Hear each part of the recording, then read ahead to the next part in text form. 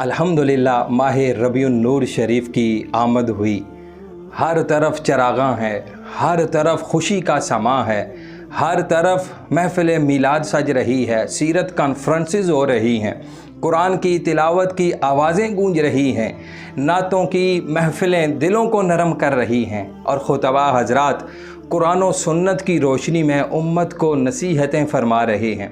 लेकिन सवाल ये है कि हमने उन महाफिल से क्या हासिल किया, हम उन महाफिल से क्या लेकर जाते हैं। क्या सिर्फ सुनकर खुश हो जाना और वाह वाह करके दाद दे देना काफ़ी है, या असल कामयाबी अमल में है। याद रखें, कोई भी आलम, कोई भी ख़तीब महफिल में महज वक़्त गुजारने के लिए नहीं आते। वो तो कुरान और हदीस की रोशनी में हमारी रहनुमाई करते हैं। वो हमें नमाज, सदका, अखलाक, इंसाफ, वालिदैन की खिदमत, सिला रहमी या नबी करीम सल्लल्लाहु अलैहि वसल्लम की सुन्नत पर अमल करने की दावत देते हैं। लेकिन हम अक्सर सुनते हैं, सर हिलाते हैं, वाह वाह करके दाद दे देते हैं और महफिल ख़त्म होते ही सब कुछ भूल जाते हैं। ये रवैया हमें फ़ायदा नहीं देता।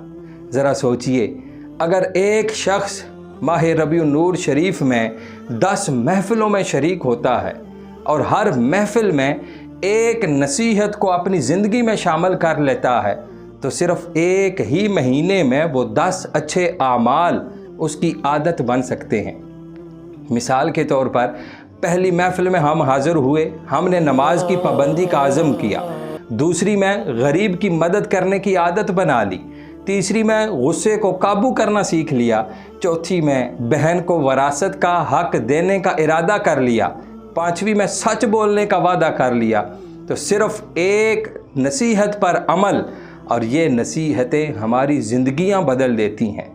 तो आइए इस माह रबीउन नूर शरीफ में हम अपने आप से ये अहद करें कि हर महफिल से, हर तकरीर से, हर नसीहत से सिर्फ़ एक बात लेंगे और सारी ज़िंदगी फिर उस पर अमल करेंगे। यूँ हमारी महफिलें सिर्फ़ रस्मी नहीं रहेंगी, बल्कि हमारी ज़िंदगियों को बदलने का ज़रिया बन जाएंगी।